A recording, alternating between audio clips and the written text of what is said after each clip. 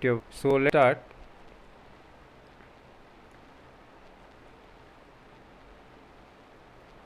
As a first step, you need to decide on the categories and subcategories in which you want to organize your assets for better identification.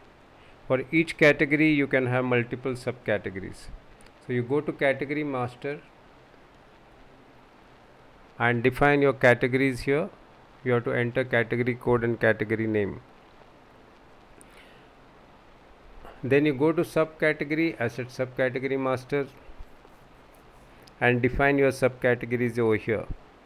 Here you can also define the department which is responsible for servicing this category of assets and also the depreciation method. However, the depreciation method can be changed when you enter each asset. So whenever you enter the asset detail, this depreciation method can be changed for this particular subcategory. For each category you can have multiple subcategories, so all your categories will come here in a drop down list. Next, you define your department master and employee master. Under each department you can have multiple employees, so first you enter department code and department name, then you go to employee master, and under each department you can enter multiple employees. You need to ensure that the employee ID is unique.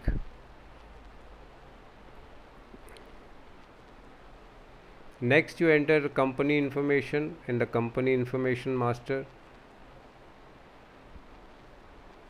Here you can enter company details such as name, address, contact details, and financial year start and end month. So financial year start and end month is a mandatory information which you have to enter which is a mandatory requirement. Once you enter the master information, you are ready to enter your asset details. You can do this in two ways. You can either import data from an Excel file or enter details of each asset individually.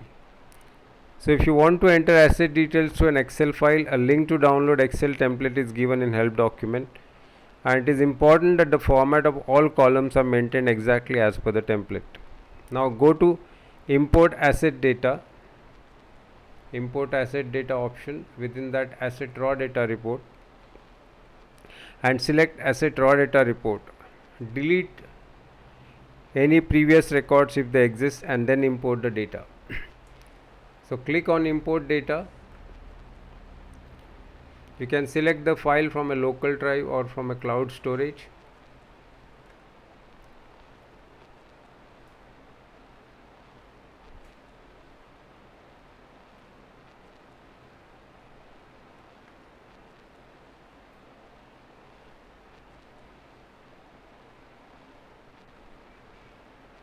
So I am selecting Excel file from my local computer.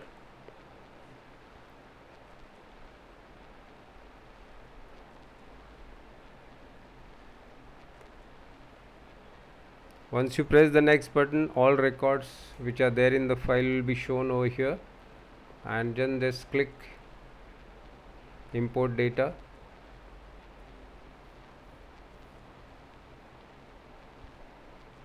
And all the records will get imported over here.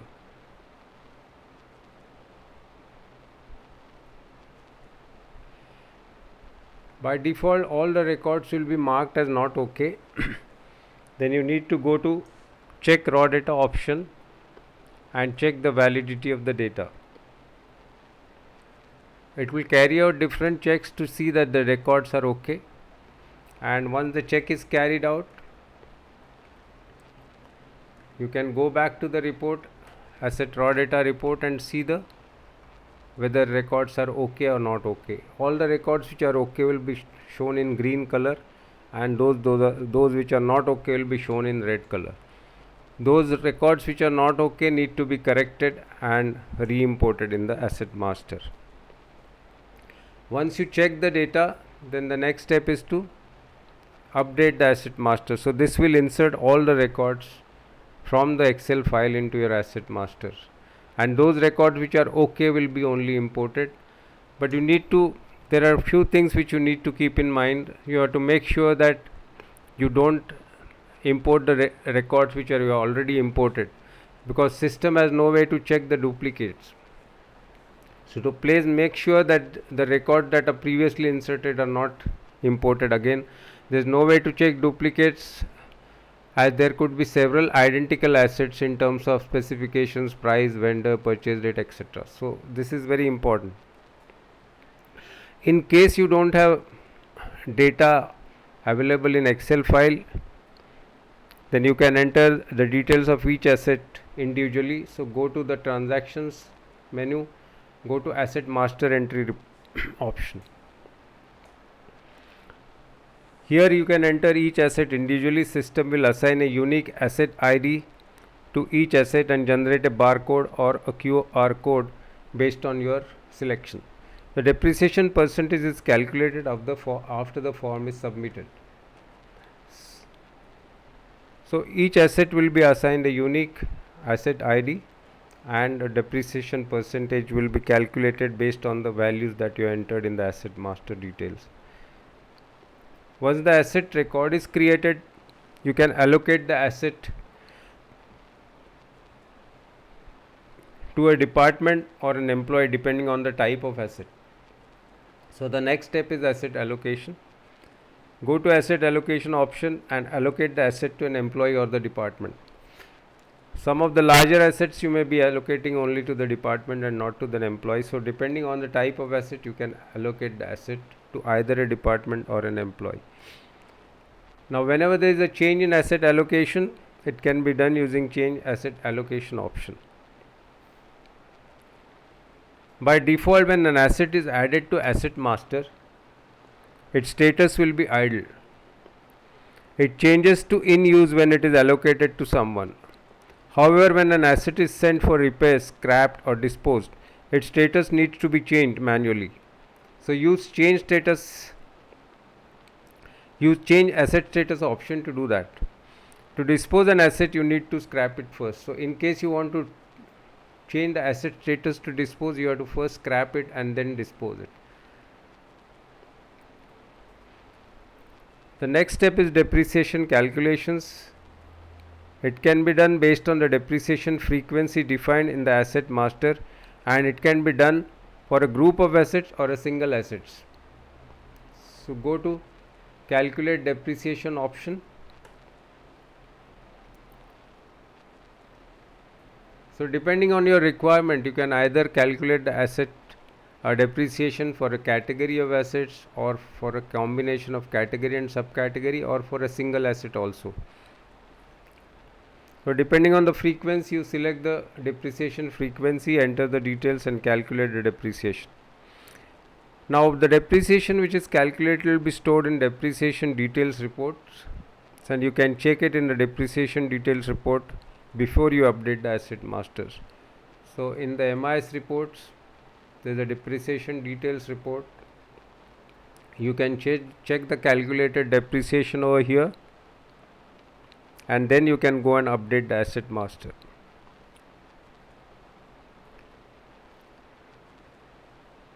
So go back to transactions. There is an option to update book value in asset master.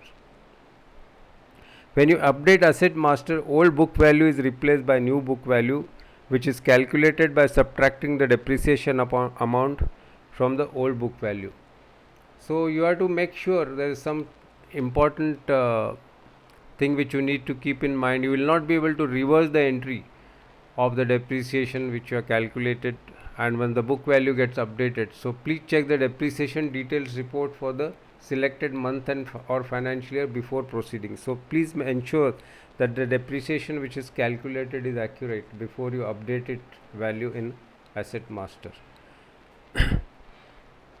Now there is an option also to revalue an asset.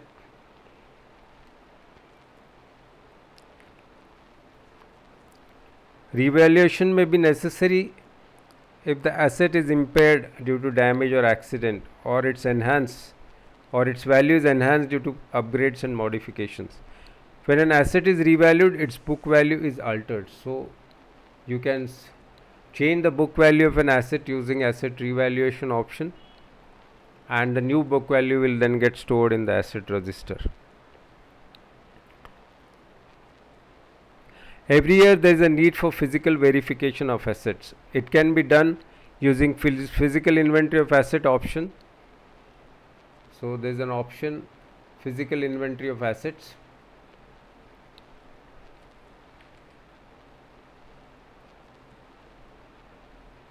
Now assets can be counted manually and entered in the system, or a Zoho Creator native app for mobile can be used. So this option can be run either on a desktop or a laptop, or can a mobile app, Zoho Creator native app can be used for this purpose. With the native app, it is possible to scan the barcode or QR code for each asset and capture the details in the system. So the advantage of using the mobile app is you will save on time and also minimize the number of errors. So here you need to enter the asset unique ID and the asset quantity. Once the physical inventory information is entered in the system, physical count can be checked, edited using physical inventory of assets reports. So you can go to MIS reports. There is an option, physical inventory of assets report. So all the inventory details that are entered will be shown here. Against each unique asset ID, the quantity that you entered will be there. In case you want to correct any entry, you can do this over here.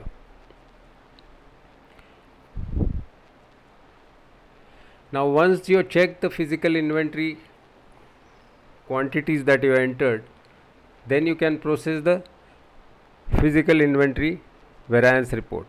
So you can go under there is an option under transactions. There is an option to process inventory variance report.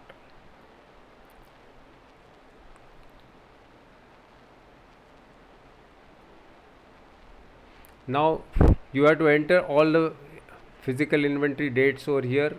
There is a multiple selection possible, and once you entered all the dates, then you can process the inventory variance report.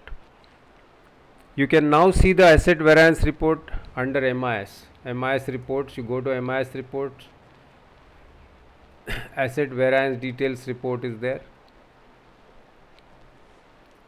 So for each asset with its unique ID, what is the book quantity and what is the physical quantity is shown here, and if there is any variance, it will be shown over here. Whatever is the variance need to be written off in your books of accounts. If there are any assets which are missing, you need to write them off in your books of accounts separately. System provides for several MIS reports to get important information such as asset lists. So this is a comprehensive list of all the assets. All the assets which you have in the system are shown over here. Similarly, your asset allocation history. So in the asset allocation report, you can see a particular asset, whom it has been allocated to, its current allocation as well as its previous allocations you can see over here. Similarly, you can also see the list of disposed assets, and there are a few other MIS reports available in the system. In case you are using Zoho Books for your accounting requirements, you can pass a depreciation entry using this feature. First, you need to enter the integration settings. So you need to go to the integration settings, Zoho Books integration settings over here, where you can enter your organization ID for Zoho Books, the depreciation expenses account ID, and accumulated depreciation account ID.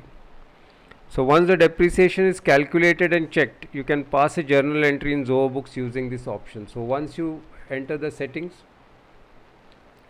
you can pass the depreciation entries from here. Depending on your depreciation frequency, you can add some journal notes if you want, and once you press the proceed button, it will create a journal entry in Zoho Books which will be in a draft mode. You can verify the entry and publish it, and journal number which will be generated will be your ongoing serial number from Zoho Books.